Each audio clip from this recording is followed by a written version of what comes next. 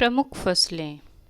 बढ़ती हुई जनसंख्या की आवश्यकता को पूरा करने के लिए विविध प्रकार की फसलें उगाई जाती हैं।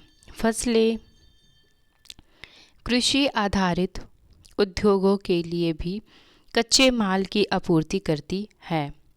गेहूं, चावल, मक्का, बाजरा मुख्य खाद्य फसलें हैं। जूट और कपास रेशमदार फसलें हैं। चाय और कहवा मुख्य पेय फसल है। तो प्रमुख जो फसलें हैं वो अधिकतर इनके अंतर्गत आने वाली जो फसलें हैं उसमें सबसे प्रमुख है गेहूं और चावल। ये प्रमुख रूप से बहुत ही महत्वपूर्ण है, ठीक है, क्योंकि सभी मनुष्य की ये मूलभूत आवश्यकता है। इसकी तुलना में अन्य कोई भी खाद्य पदार्थ हो गया, चाहे कोई पादप सब्जियां हो गई, पत्ते हो गए, फूल हो गए, तो इन सब की अपेक्षा यहाँ पर गेहूं और चावल की अधिक आवश्यकता होती है। तो ये मुख्य फसलों के अंतर्गत आते हैं। मक्का हो गया और साथ ही साथ बाजरा, और इसके साथ ही साथ जो जूट होते हैं वे भी प्रमुख फसलों के अंतर्गत आते हैं। और कपास हो गया, रेशम हो गया या रेशमदार फसलें हो गई, चाय और कहवा, ये मुख्य पेय फसलों के अंतर्गत आते हैं, चाय और कहवा।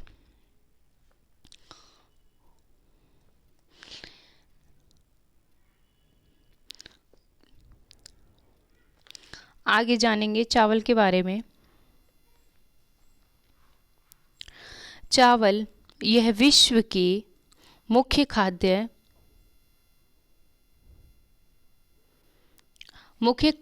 खाद्य फसल है।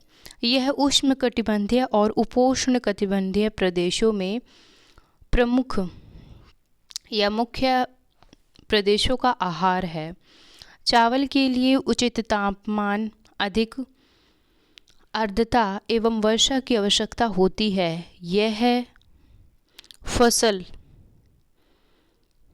चिकायुक्त जलोढ़ मृदा, जिसमें जल रोकने की क्षमता हो, में सर्वोत्तम ढंग से बढ़ती है।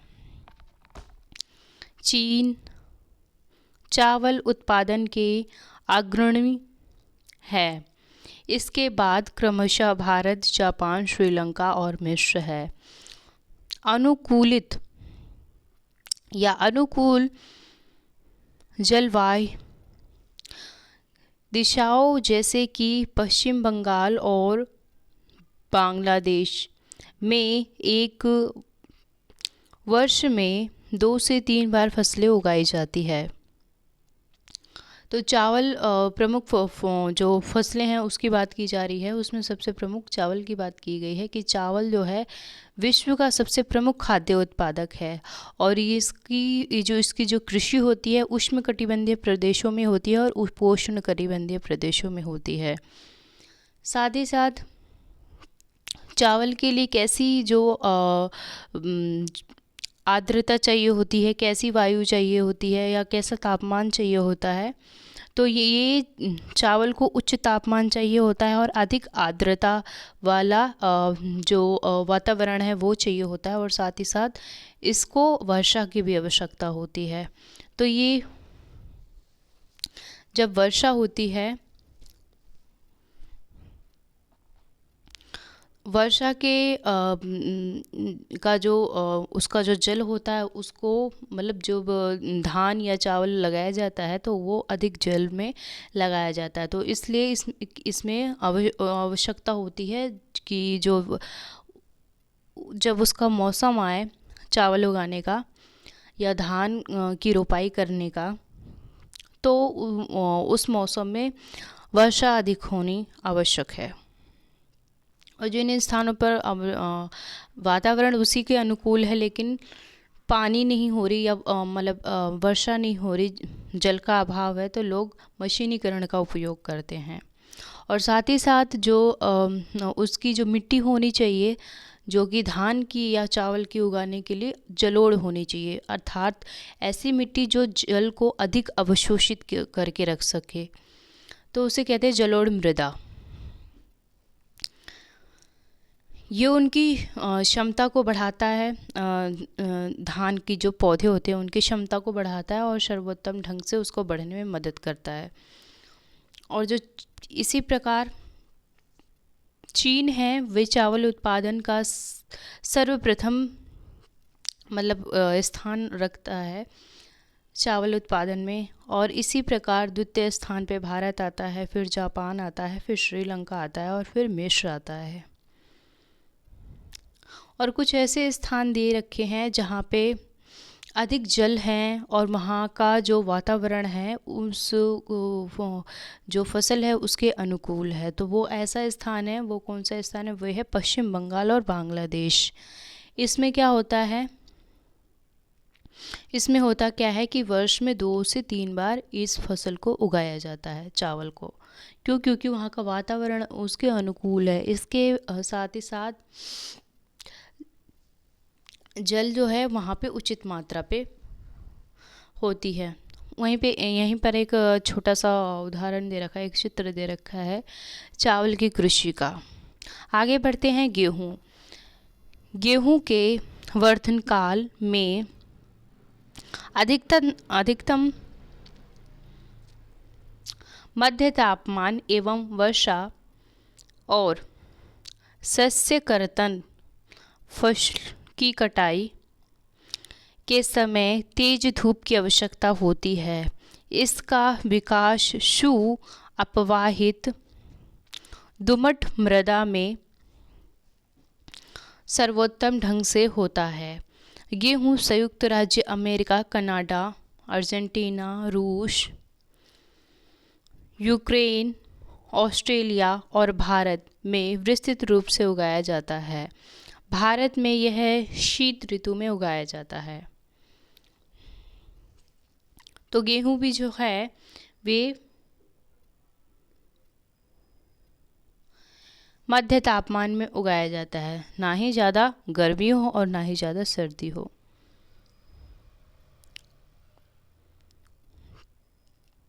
जब सर्दी शुरू होने को रहती है उसके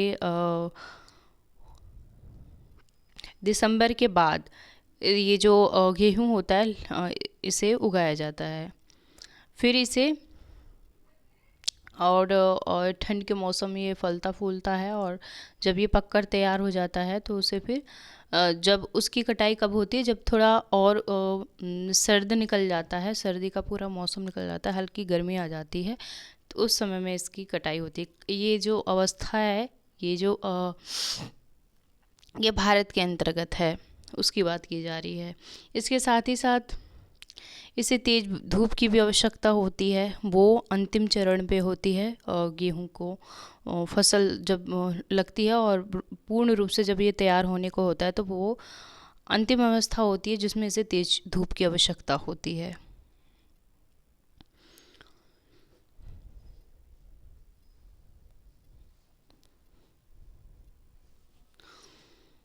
और इसका जो विकास होता है सुअपवाहित,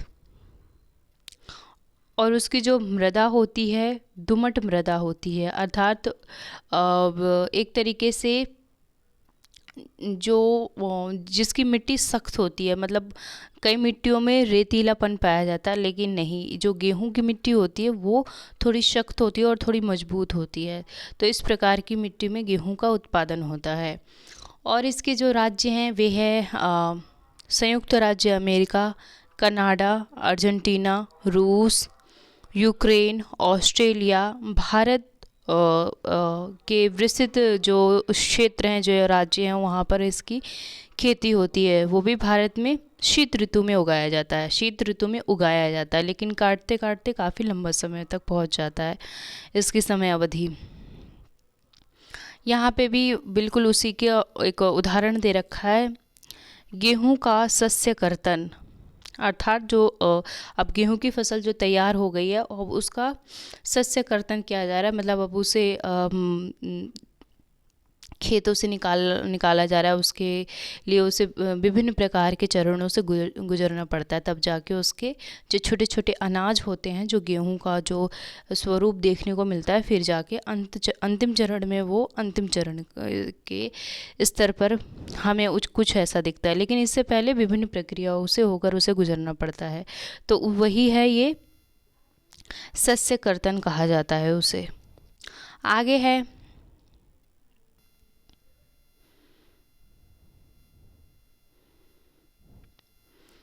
मिलेट। मिलेट में मोटे अनाज के रूप में भी जाने जाते हैं और कम उपजाऊ तथा बलुई मृदा में उगाई जा सकती है। ये ऐसी फसल है जिसे कम वर्षा एवं उच्च से मध्य तापमान तथा पर्याप्त सूर्य के प्रकाश की आवश्यकता होती है। बाजरा, ज्वार, रागी भारत में उगाए जाते हैं। नाइजीरिया, चीन और नाइजर के अन्य उत्पादक देश हैं। तो यहाँ पे मिलेट जो है, इसके अंतर्गत कौन कौन से जो खाद्य उत्पादक आते हैं, इनके अंतर्गत मोटे अनाज वाले आते हैं, ठीक है। या फिर इसे फिर मोटे अनाज वाले के जो मिलेट है उसे मोटे अनाज एक खाद्य पदार्थ के रूप में भी जाना जाता है। इसके अंतर्गत जो आता है वो आता है ज्वार आता है, बाजरा आता है, रागी आता है। इस प्रकार की मोटी दाने वाली जो या फिर मोटे अनाज कह सकते हैं, इसके अंतर्गत आते हैं। और जो इसकी कृषि होती है वे दोनों ही कंडीशन में हो सकती है, चाहे वे शीत ऋतु हो या फिर ग्रीष्म ऋतु हो।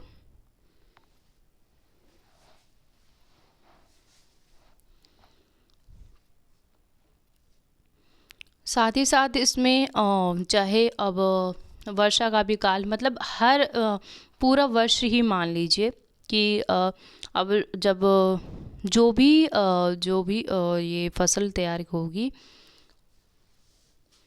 सबसे पहले इसकी जो मृदा होगी वो बालुई मृदा होगी। और अगर कम उपजाऊ भी होगी फिर भी उससे उगने का मतलब उसमें सामर्थ्य रखती है। और साथ ही साथ कम वर्षा के अंतर्गत भी इसे उगाया भी जा सकता है। उच्च तापमान में उगाया जा सकता है, मध्य तापमान में उगाया जा सकता है। लेकिन इन सब में सूर्य के प्रकाश की अत्यधिक आवश्यकता होती है। इसी प्रकार का जो फसल उगाया जाता है, जैसे कि इस यहाँ पे बाजरा की कृषि का एक छोटा सा दृश्य दे रखा है। इसी प्रकार के जो बाजरा होता है और जो ज्वार है, रागी है, वे नाइजीरिया, चीन और नाइजर ये जो देश हैं इसका उत्पादन करते हैं। आगे आते पहुँचते हम मक्का।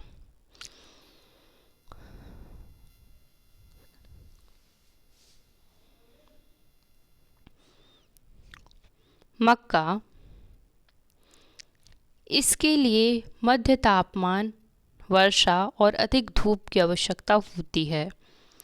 इसे अपवाहित ऊर्जा मृदा की आवश्यकता होती है। मक्का उत्तरी अमेरिका, ब्राज़ील, चीन, रूस, कनाडा, भारत और मैक्सिको में उगाई जाती है। तो मक्के की कृषि के लिए सर्वप्रथम जो इसकी तापमान की आवश्यकता होती है, इसके बाद वर्षा की होती है और इसके बाद अधिक धूप की। धूप तो एक नेचुरल सोर्स है, ठीक है, ये तो हर कृषि के लिए चाहिए ही चाहिए। इसके अलावा इसे अधिक तापमान या मध्य तापमान के अंतर्गत उगाया जाता है और वर्षा जहाँ पर अधिक हो। इसे सुअपवाही उपजा मृदा की आवश्यकता होती है। सुअपवाही अर्थात ऐसी मृदा जिसके अंतर्गत कठोरता भी हो, जहाँ की जो मृदा हो या मिट्टी, साधारण भाषा में कहा जाए तो उसकी जो मिट्टी हो वो ना ही अधिक कठोर हो और ना ही अधिक रेतीली हो, तो इस प्रकार की मृदा की आवश्यकता होती है। मक्का का जो उत्पादन किया जाता है अन्य विश्व स्तर पर देखा जाए तो उत्तरी अमेरिका, ब्राज़ील, चीन, रूस, कनाडा और भारत, साथ ही साथ मैक्सिको, इन सब में मक्के की कृषि की जाती है। इसी का एक छोटा सा दृश्य दे रखा है मक्के की कृषि का। हाँ, आगे देखिए कपास। कपास से कुछ याद आया? हमने क्लास 8th में हिस्ट्री की जो बुक थी, हमने कपास के बारे में बहुत अधिक पढ़ा था और साथ ही साथ बहुत सी नई चीज़ों को जाना था। तो बात अब उसी की है। अब देखिए, अब इसके उत्पादन के लिए तापमान और किस चीज़ की मृदा की आवश्यकता होती है, या कैसी इसको वायु चाहिए, इसका जो वातावरण होती है या फिर जलवायु होता है, इसे किस प्रकार का चाहिए होता है, तो आज हम इसे यहाँ देखेंगे। देखिए, कपास, इसकी वृद्धि के लिए उच्च तापमान, हल्की वर्षा, 200 से 210 पाला रहित दिन और तेज चमकीली धूप की आवश्यकता होती है। यह काली और जलोढ़ मृदा में सर्वोत्तम उगती है और साथ ही साथ चीन, संयुक्त राज्य अमेरिका, भारत, पाकिस्तान, ब्राज़ील, मिस्र कपास के अग्रणी उत्पादक हैं। यह सूती वस्त्र उद्योग के लिए एक महत्वपूर्ण कच्चा माल है। तो हमने सबसे पहले उसमें यही देखा था कि जो कितनी अधिक सूती वस्त्रों की मांग थी, फिर धीरे धीरे ब्रिटिश सरकार ने मतलब भारत के सूती वस्त्रों से परेशान होकर उसके आयात पर, जो कि यहाँ से इंग्लैंड जाते थे, उस पर प्रतिबंध लगा दिया और रोक लगा दिया। तो बहुत लंबी कहानी हमने पढ़ी थी उसमें। तो अब वही है कि उसका देखिए उत्पादक किस तरीके से होता है, उसके लिए उसकी वृद्धि के लिए उच्च प्रकार का तापमान चाहिए होता है और साथ ही साथ हल्की वर्षा होती, मतलब कि वर्षा की आवश्यकता होती है और 100 से 210 तक पाला रहित दिन और चमकीली धूप की आवश्यकता होती है। अर्थात गर्मी और सर्दी कुछ इस तरीके का माहौल चाहिए होता है। इतनी अधिक गर्मी भी नहीं, लेकिन दोनों मौसमों की, या एक तरीके से कहा जाए कि ग्रीष्म ऋतु और थोड़ा शीत ऋतु, इन दोनों का मिश्रण एक प्रकार से उसकी आवश्यकता होती है। और जब इसकी आवश्यकता रहेगी तो फिर क्या होगा, दिन में हल्की चमकीली धूप तो निकलेगी ही, ठीक है। और इसके लिए काली मिट्टी की आवश्यकता होती है और सर्वोत्तम गति से बढ़ने के लिए जलोढ़ मिट्टी की भी आवश्यकता होती है। तो इन दोनों प्रकार की जो मृदा होती है वे कपास की खेती के लिए उचित मानी जाती है। और इसका उत्पादन चीन में होता है सर्वप्रथम, और संयुक्त राज्य अमेरिका, भारत, पाकिस्तान, ब्राज़ील, मिस्र, इनके अग्रणी जो उत्पादक देशों के नाम है। ये देश है जो कि यहाँ पर अधिकांश रूप में कपास की खेती होती है। आगे पटसन के बारे में देखते हैं। देखिए, ये एक छोटा सा दृश्य दे रखा है कपास का।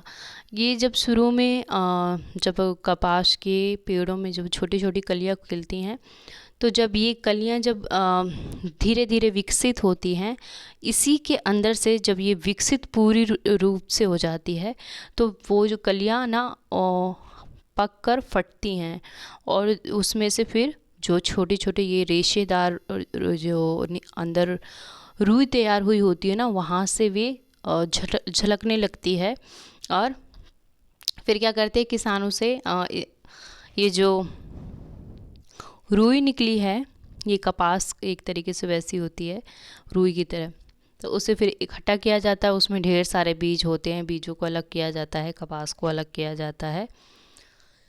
फिर विभिन्न प्रकार की प्रक्रियाओं द्वारा वस्त्रों का निर्माण होता है। तो ये थी कपास की बात। अब हम आगे पटसन पे पहुंचते हैं। पटसन, इसको सुनहरा रेशा के रूप में भी जाना जाता है। यह जलोढ़ मृदा में अच्छे ढंग से विकसित होता है और इसे उच्च तापमान, भारी वर्षा और आर्द्र जलवायु की आवश्यकता होती है। यह फसल उष्णकटिबंधीय क्षेत्र में उगाई जाती है। भारत और बांग्लादेश पटसन के अग्रणी उत्पादक हैं। तो जो पटसन है उसे सुनहरा रेशा भी कहा जाता है, या उसके नाम से भी इसे पुकारा जाता है और या फिर जाना जाता है।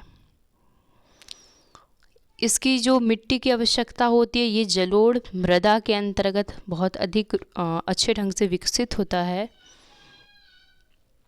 और जो इसे तापमान चाहिए होता है वे उच्च प्रकार का तापमान और भारी वर्षा की आवश्यकता होती है। साथ ही साथ आर्द्र जलवायु की आवश्यकता होती है। और ये जो फसल है वो उष्णकटिबंधीय क्षेत्रों में अधिक रूप से उगाई जाती है। और इसके अग्रणी देश जो हैं जो इसका उत्पादन करते हैं, भारत और बांग्लादेश जो हैं इसके अग्रणी उत्पादक देश हैं। बात है आगे कपास की।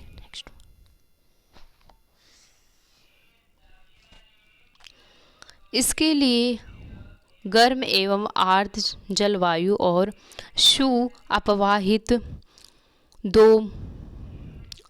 दोमट मृदा की आवश्यकता होती है। इस फसल की वृद्धि के लिए पर्वतीय ढंग या पर्वतीय जो ढाल होता है वो अधिक उपयुक्त होती है। ब्राज़ील कॉफ़ी का अग्रणी उत्पादक है। इसके पश्चात कोलंबिया और भारत। तो जो कॉफ़ी है, कॉफ़ी का उत्पादन गर्म और आर्द्र जो जलवायु है उसके अंतर्गत होती है। और जो इसकी मृदा की आवश्यकता होती है, दोमट मृदा की जो आवश्यकता होती है, मतलब उस प्रकार की मिट्टी में इस प्रकार का पौधा ज़्यादा अच्छा उगता है। और ये जो वृक्ष हैं वे पर्वतीय ढाल पर अधिक उगाए जाते हैं, या वहाँ पर इसका जो ये बहुत अच्छी तरीके से उगते हैं और उनका वातावरण बहुत अच्छा होता है ऐसे स्थानों पर उगने के लिए। ब्राज़ील जो है वे सबसे अग्रणी उत्पादक है किसका? कॉफ़ी का। और इसी के बाद कोलंबिया और फिर भारत। ये कॉफ़ी की कृषि का एक छोटा सा दृश्य दिया है। वो जो एक्चुअली होता कैसे है कॉफ़ी, जो कॉफ़ी के जो वृक्ष होते हैं ना उसके अंदर से जैसे छोटे छोटे से उसके जो फल होते हैं, ठीक है, जैसे इतने छोटे छोटे होते हैं। जैसे मान लीजिए अपने भारत में तो बेर देखी होगी सबने, बेर की तरह वो थोड़ा बेर के आकार में थोड़ा और बड़े होते हैं। तो उनको इकट्ठा किया जाता है तोड़कर, फिर उसे सुखाया जाता है, फिर पूरा आगे मतलब बहुत सी प्रक्रिया होती है, फिर अंत में उसे रोस्ट किया जाता है पूरा। तो ऐसे कॉफ़ी बनती है, ठीक है। कुछ रोचक तथ्य दे रखे हैं और ये देखिए, क्या आप जानते हैं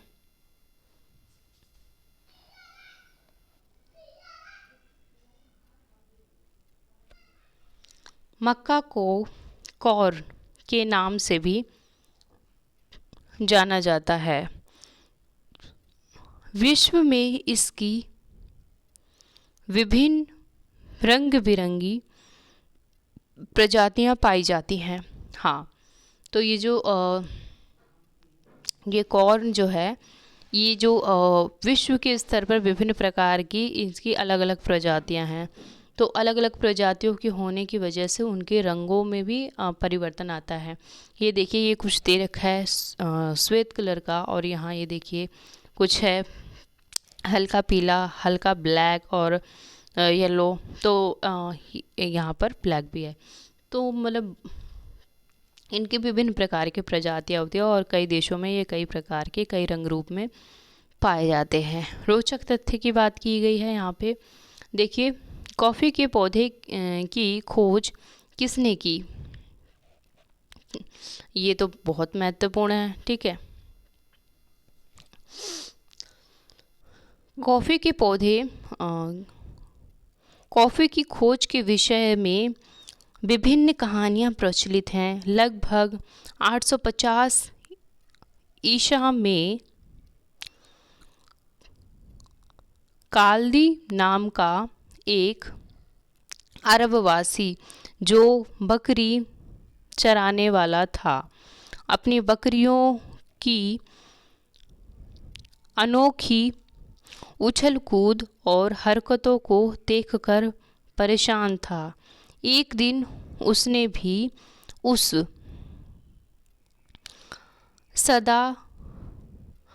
सदाहरित पौधे की फलियों को चखकर देखा, जिससे उसकी बकरियां प्रतिदिन खाया करती थी।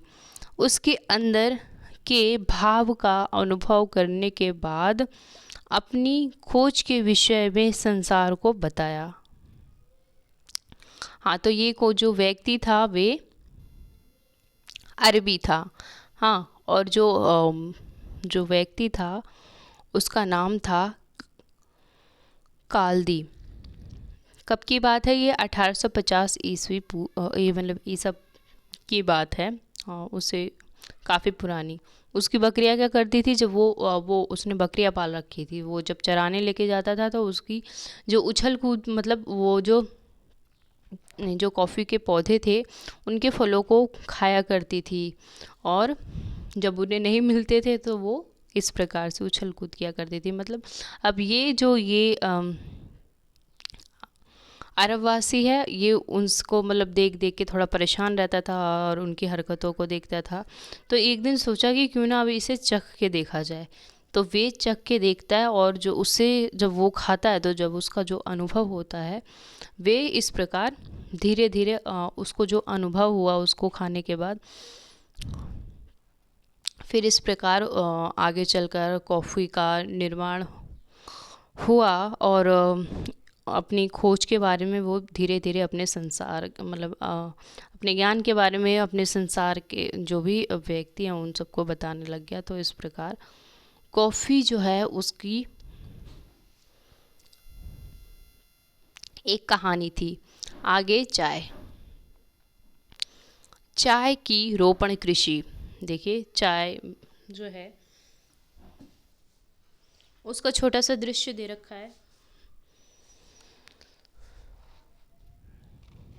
चाय बागानों में उगाई जाने वाली एक पेय फसल है। इसकी कोमल पत्तियों की वृद्धि के लिए ठंडी जलवायु और वर्ष भर समवितरित उच्च वर्षा की आवश्यकता होती है। इसके लिए अपवाहित दुमट मृदा और मंद ढाल की आवश्यकता होती है। पत्तियों को चुनने के लिए अधिक संख्या में श्रमिकों की आवश्यकता होती है।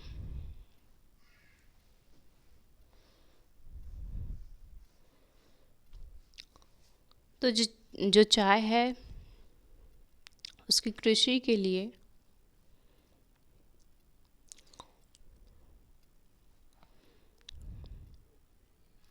सर्वप्रथम जो चाय का जो ये वृक्ष छोटे छोटे ये उगते हैं, तो इसके अंदर से चाय जो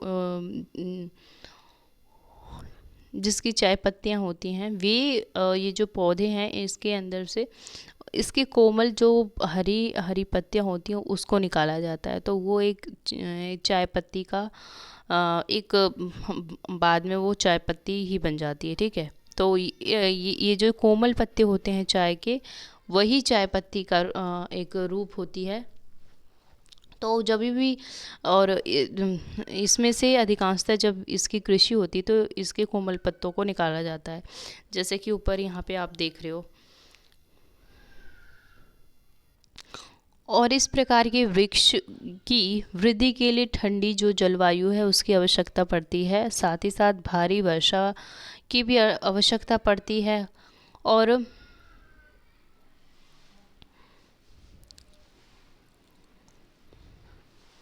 जो यहाँ की मृदा होती है, दोमट प्रकार की जो मृदा होती है उसकी आवश्यकता पड़ती है, और हल्के ढाल की आवश्यकता भी होती है। तो इस प्रकार का जो भौगोलिक स्थिति है या परिस्थिति है वे चाय की कृषि के लिए सर्वोत्तम है।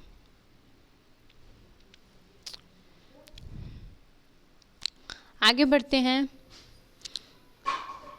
कृषि का विकास। कृषि विकास का संबंध बढ़ती जनसंख्या की बढ़ती मांग को पूरा करने के लिए कृषि के उत्पादन को बढ़ाने की दिशा में किए जाने वाले प्रयासों में है। यह कई तरीकों से प्राप्त किया जा सकता है, जैसे बोए गए क्षेत्रों में विस्तार करके बोई जाने वाली फसलों की संख्या बढ़ाकर, सिंचाई सुविधाओं में सुधार करके, उर्वरकों और उच्च उपज देने वाले बीजों के प्रयोग द्वारा कृषि का मशीनीकरण भी कृषि के विकास का एक अन्य पहलू है। कृषि के विकास का चरम लक्ष्य खाद्य सुरक्षा को बढ़ाना है।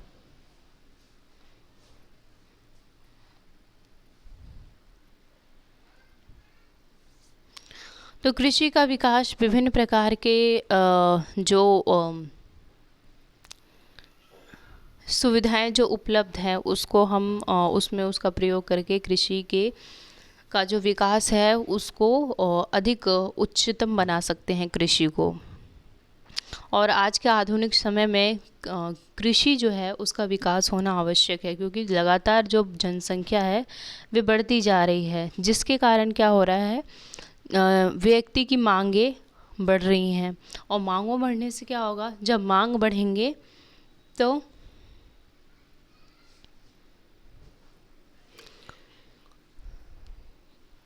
लोगों की जब आवश्यकता पूरी नहीं होगी तो विभिन्न प्रकार की दिक्कतें आएंगी। इसी कारण से जो कृषि है उसको बढ़ावा दिया जाना चाहिए। उसके प्रयास में कई प्रकार के तरीकों का प्रयोग किया जाना चाहिए, और साथ ही साथ विभिन्न प्रकार की सुविधाएं प्रदान करनी चाहिए। इसके विस्तार के लिए विभिन्न प्रकार का प्रोत्साहन दिया जाना चाहिए, और जो सिंचाई है उसकी सुविधा करके, जो उर्वरक हैं या उर्वरक जो वे विभिन्न प्रकार के प्राकृतिक से निर्मित जो खाद्य होते हैं उनका प्रयोग, उनका पहली बात उत्पादन अधिक बढ़ाया जाए, तो फिर उसके जो उपयोग है उसको एक सामाजिक रूप से सरलता से प्रदान किया जाना चाहिए। और जो तापमान है, उच्च प्रकार के जो तापमान होते हैं उसमें विभिन्न प्रकारों का जो पौधे हैं, जो वृक्ष हैं, उनके जो बीज होते हैं अच्छे गुणवत्ता वाले बीजों का प्रयोग करके और मशीनीकरण करके, इन सब के माध्यम से जो कृषि का जो विकास है वो और अधिक अच्छा हो सकता है।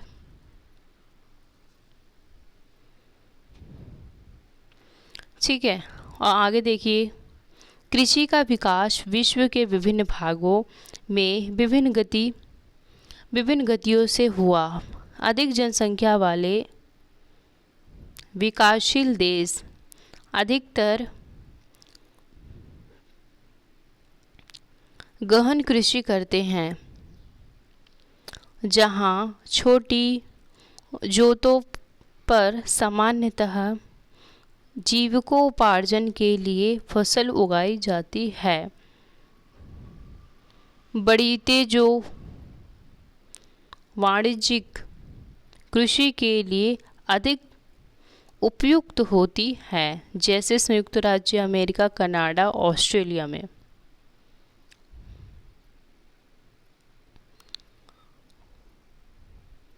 तो अब क्या जो स्थिति बताई जा रही है कृषि की, वे ये है, कृषि का जो विकास है विश्व स्तर पर भिन्न भिन्न भागों में बहुत तेज़ी से हो रहा है, और विकासशील जो देश हैं और जो विकसित देश हैं वो विभिन्न प्रकार की जो उनकी कृषि करते हैं उनमें अंतर है। विकासशील देश जो है वे अधिकतर गहन कृषि पर बल देते हैं, और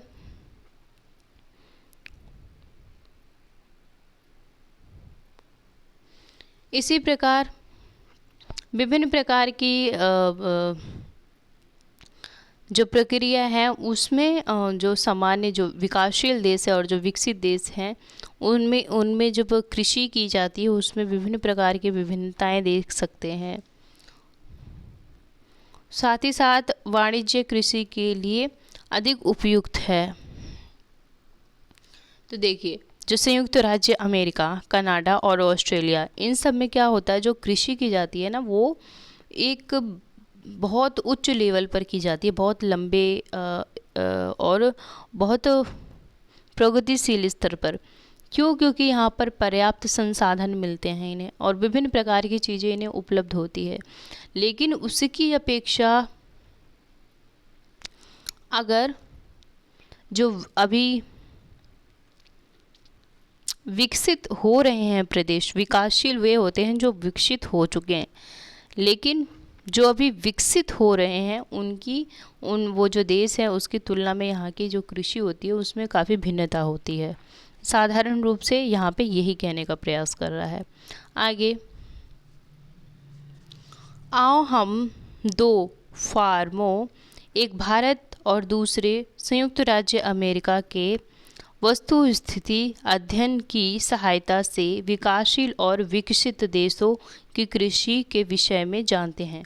तो विकासशील में वे प्रदेश आएंगे जिन्होंने बहुत वर्ष पहले ही अपने देश की प्रगति कर ली, और जो विकसित हैं, विकसित में वे देश आएंगे जो अभी प्रगति कर रहे हैं अपने देशों के लिए, जैसा कि भारत हो गया और चीन हो गया। ऐसे विभिन्न प्रकार के देश हैं जो विकसित देशों के अंतर्गत आते हैं, लेकिन विकासशील में जो आते हैं वे संयुक्त राज्य अमेरिका और विभिन्न प्रकार के कनाडा और ऑस्ट्रेलिया, और जो प्राचीन समय से अपनी सत्ता बनाए हुए हैं। देखिए, आगे बढ़ने से पहले यहाँ पे थोड़ा सा एक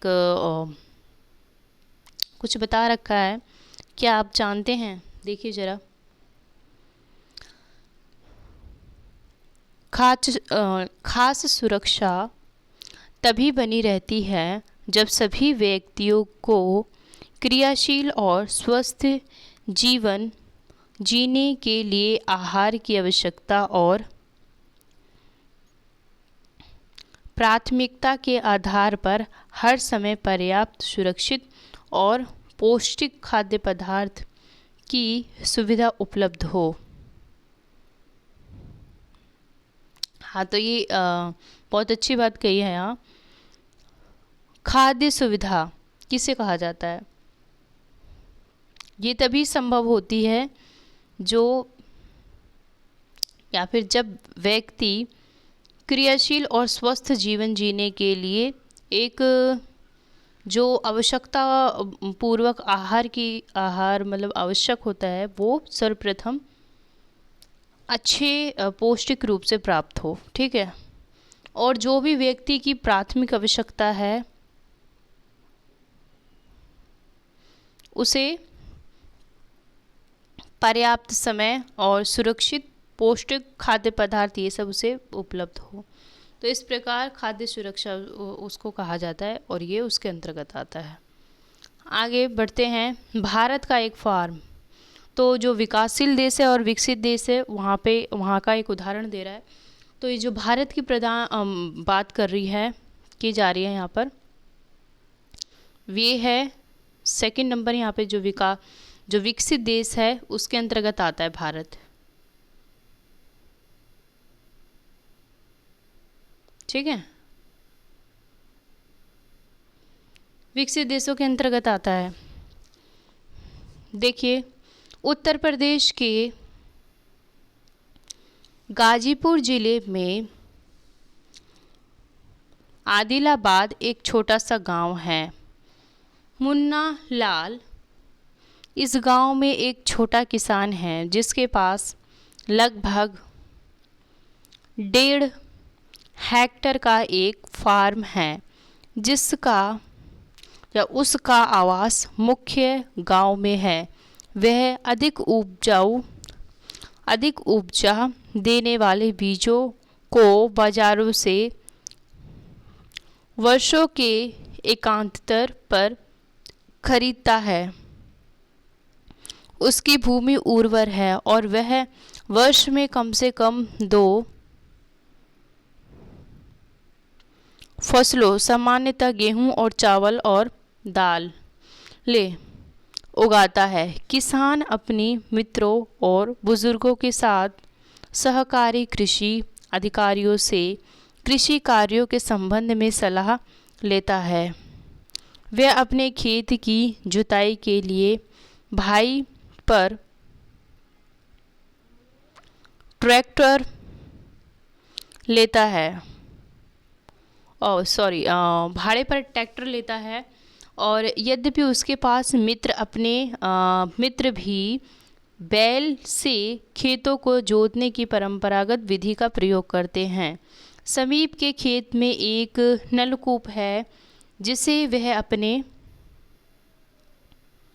खेत की सिंचाई के लिए भाड़े पर लेता है। मुन्नालाल के पास 2 भैंस और कुछ मुर्गियां भी है। वह निकट के शहर में स्थित सहकारी भंडार में दूध बेचता है। वह वहाँ का एक सदस्य है। सहकारी समिति उसके जानवरों के लिए चारे के प्रकार, पशु धन के स्वास्थ्य के सुरक्षात्मक उपयोग और कृत्रिम गर्भ धान के संबंध में सलाह देते हैं। कृषि के विविध कार्यक्रमों में परिवार के सभी सदस्य उसकी सहायता करते हैं। कभी कभी वह बैंक या कृषि सहकारी समिति से बीजों की उच्च उपज वाली किस्मों और बाज़ारों को खरीदने के लिए ऋण लेता है। वह अपने उत्पादन को निकट के शहर में स्थित मंडी में बेचता है। अधिकांश किसानों के पास भंडार सुधारों की कमी होती है, इसीलिए वे बाजार के अनुकूल न होने पर भी अपने उत्पादन को बेचने के लिए विवश होते हैं। हाल के वर्षों में सरकार के भंडार की सुविधाओं के विकास के लिए कदम उठाते हैं। तो देखिए, ये विकसित प्रदेश जो हैं वहाँ की जो भी खेती है, कृषि है, उसके बारे में बात कर रहा है। ये सिर्फ भारत का ही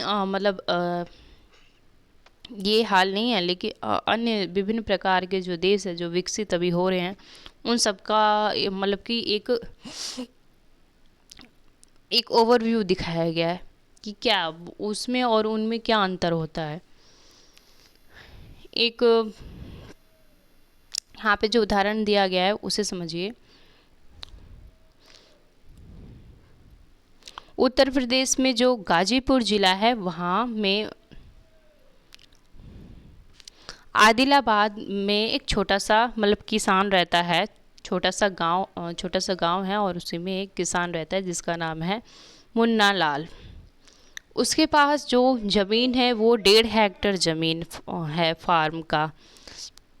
फार्म के रूप में, लगभग इतनी ज़मीन है। और उस पर वो कृषि करता है, खेती करता है। उसके लिए वे क्या करता है, बाज़ार में वर्षों के अंतर्गत जब कभी जाता है तो उसको अच्छे बीजों को वे खरीद कर ले आता है, थोड़ा थोड़ा करके, 1 वर्ष के अंतर्गत। ठीक है, फिर अब क्या होता है,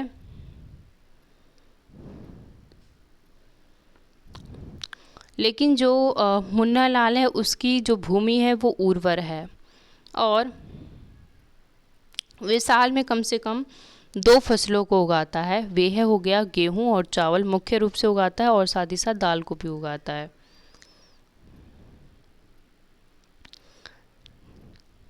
आगे जो किसान हैं और जो उसके जो मित्र हैं और जो बुजुर्ग हैं, ये सभी क्या करते हैं, ये एक सरकारी कृषि अधिकारी से कृषि से संबंधित सलाह लेते हैं।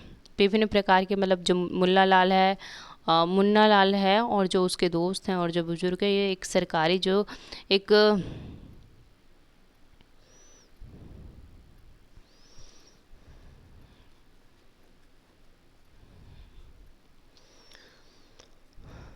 सलाहकार होता है, कृषि से संबंधित उससे जानकारी लिया करते हैं और अपने खेतों पर ही कृषि किया करते हैं। और ये जो मुन्ना लाल है वे अब अपने जो खेत है उसको जुताई के लिए, मतलब अब फसल उगानी है तो उसकी जुताई करनी है, तो उसके लिए क्या करता है, वो भाड़े से ट्रैक्टर खरीद के लेके आता है और साथ ही साथ उसका जो मित्र है वे अपना बैल भी ले आता है। तो वे दोनों तरीके से अपने जो खेत होते हैं उसकी जुताई करते हैं। और साथ ही साथ पास में एक नलकूप है, वहाँ से वे जल की व्यवस्था करता है, लेकिन वो भी उसे बाद में उसका भाड़े पर उपयोग करता है, तो उसका मूल्य उसे चुकाना पड़ता है। और साथ ही साथ जो मुन्ना लाल है उसके पास 2 भैंस हैं और कुछ जो मुर्गियां हैं वे भी हैं। और इन सब से जो दूध प्राप्त होता है, जो भैंस से जो दूध प्राप्त होता है, वह सहकारी जो भंडार है वह उसमें ले जाके बेचता है। तो जो सहकारी जो समिति है वो इसे जानवर संबंधी, जो जानवरों के बारे में नई नई जानकारियाँ होती हैं कि कब उन्हें क्या खिलाना चाहिए और वे किस प्रकार का जो भोजन खाएंगी स्वस्थ रहेंगी, तो ये सब की जो जानकारियाँ वे जो सहकारी समिति है उसको देते हैं। तो पशु संबंधी स्वस्थ जानकारियाँ देते हैं, वही कृत्रिम गर्भाधान से संबंधित जानकारियाँ देते हैं कि अब उनको किस प्रकार से आप रखो और किस प्रकार से वे स्वस्थ रहेंगी। और जब वो कृषि करता है तो उसमें उसके जो सभी परिवार के सदस्य हैं उसमें उसको सहायता प्रदान करते हैं।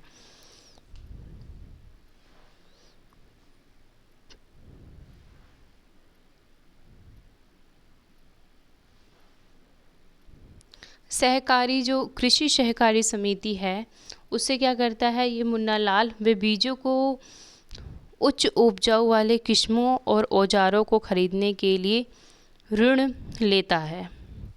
तो मुन्ना लाल के पास जो भी जो कृषि के लिए आवश्यक जो औजार होते हैं और जो उपकरण होते हैं, अगर उसे खरीदना होता है तो धन का उसके पास अभाव होता है तो वो उनसे उधार लेता है और फिर वो विभिन्न प्रकार से इस प्रक्रिया के माध्यम से उसका मतलब अपनी कृषि को जारी रखता है। लेकिन अंत में वो क्या करता है, अब जब फसल पूरी तैयार हो गई, उत्पादक निकल के आ गया, तो उसे अब वो मंडी पे बेचने के लिए लेके जाता है। लेकिन इस प्रक्रिया में क्या होता है, जब वो मंडी में लेके जाता है, पहली बात तो उनके पास रखने का एक जो अनाज तैयार हुआ है उसको रखने के लिए पूरा भंडार गृह नहीं है, सुरक्षा नहीं है रखने के लिए। उसके लिए वे उसे अपने पास अगर रखना भी चाहे तो वे लंबे समय तक नहीं रख सकता। इस कारण उसे जो बाज़ार में उसे थोड़ा कम मूल्य पे बेचना पड़ता है।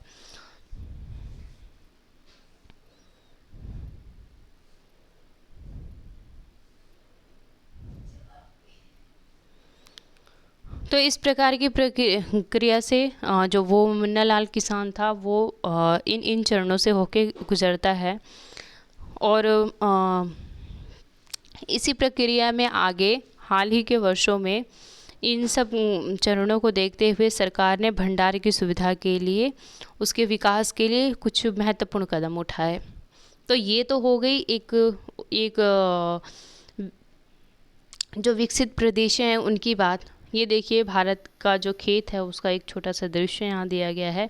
अब ये है, अब यहाँ तो हमने देख लिया, अब विकासशील देशों की बात पढ़ लेते हैं थोड़ी सी। संयुक्त राज्य अमेरिका, फिर इसे पूरा करते हैं। ठीक है, ये देखिए संयुक्त राज्य अमेरिका का जो एक फार्म है वे, और ये है भारत का। तो दोनों में थोड़ा सा डिफरेंस देखिए। ठीक है, आगे संयुक्त राज्य अमेरिका एक ऐसा फार्म है, फार्म का औसत आकार भारतीय फार्म की तुलना में बहुत बड़ा होता है। संयुक्त राज्य अमेरिका में एक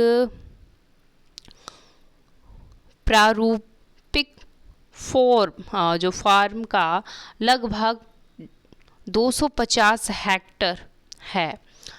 किसान सामान्यतः फार्म में रहता है। मक्का, सोयाबीन, गेहूं, चुकंदर यही उगाई जाने वाली कुछ महत्वपूर्ण घासें हैं या कुछ महत्वपूर्ण फसलें हैं। सॉरी, फसलें में होगा ये, तो फसलें हैं। और आगे संयुक्त राज्य अमेरिका के मध्य पश्चिम में स्थित आयोग राज्य के एक विकास को हॉर्न के पास 300 हेक्टेयर भूमि है। वह अपने खेत में मक्का तक उगाता है। जब वह आश्वस्त हो कि मृदा और जल संसाधन इस फसल की आवश्यकता को पूरा कर देंगे, फसल को नुकसान पहुंचाने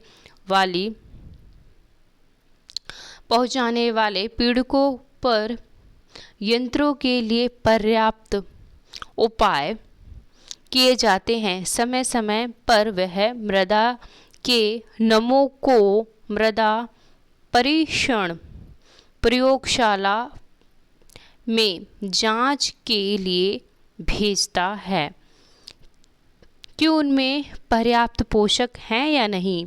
ये परिणाम जो हॉर्न को जैविक उर्वरक कार्यक्रम की योजना बनाने में मदद करती है। इसका कंप्यूटर उपग्रह से जोड़ा हुआ है जो उसे उसके खेत की यथार्थ तस्वीर दिखाती है। यह रासायनिक उर्वरकों और कीटनाशकों का आवश्यकतानुसार प्रयोग करने में उसकी मदद करता है। वह ट्रैक्टरों, बीज बोने की मशीनों, समतल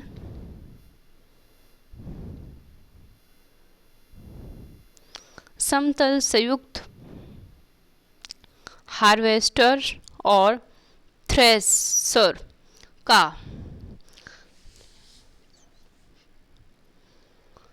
उपयोग कृषि संबंधी विविध संक्रियाओं में करता है।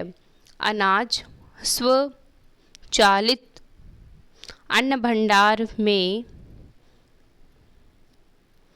संचित किए जाते हैं अथवा बाजार अभिकरणों, मार्केट एजेंसियों में भेजे जाते हैं। संयुक्त राज्य अमेरिका में किसान एक व्यवसाय की तरह काम करता है, न कि एक खेतीहर किसान की तरह।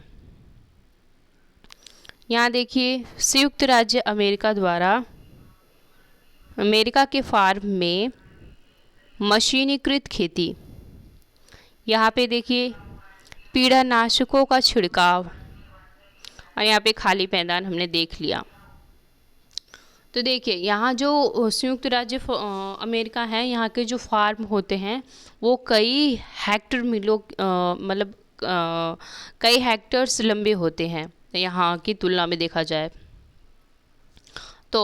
और ये जो कृषि करते हैं इसके अंतर्गत जो भी चावल उगाया जाता है, गेहूँ उगाया जाता है, जो भी सोयाबीन हो गया, मक्का हो गया, चुकंदर हो गया, तो जो किसान इस खेतों में उगाता है वो इसी खेत मतलब ये जो भूमि है यहीं रहता भी है और यहीं पर उसकी देखभाल भी करता है। और साथ ही साथ सबसे पहले जो किसान यहाँ पे जो अमेरिका पे इतने लंबे फार्म में खेती होती है, वहाँ पे सब प्रथम ये देखा जाता है कि पर्याप्त जल हैं अथवा नहीं, ठीक है, संसाधन उपलब्ध हैं या नहीं, उसकी आवश्यकता पूरी हो सकती है या नहीं, उसकी जो मृदा है वो उचित रूप से उगाने योग्य है या नहीं, जल हो गए, संसाधन हो गए, फसल हो गए, तो इन सब को मद्देनज़र रखते हुए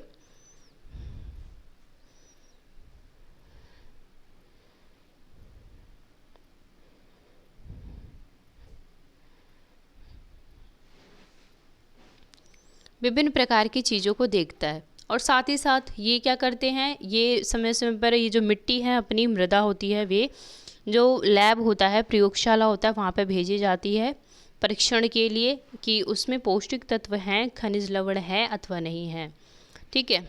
और साथ ही साथ और जो इतने जो हेक्टर्स में जो भी फसलें उगाई जाती हैं उसके कीड़ानाशक के लिए जो मशीन है उसका उपयोग किया जाता है। ये देखिए, ये यहाँ पर हम देख सकते हैं कीड़ानाशक जो दवाइयाँ होती हैं और जो खाद्य पदार्थ वगैरह होते हैं, इन सब के छिड़काव के लिए उनका वो मशीन से प्रयोग किया जाता था और किया जाता है।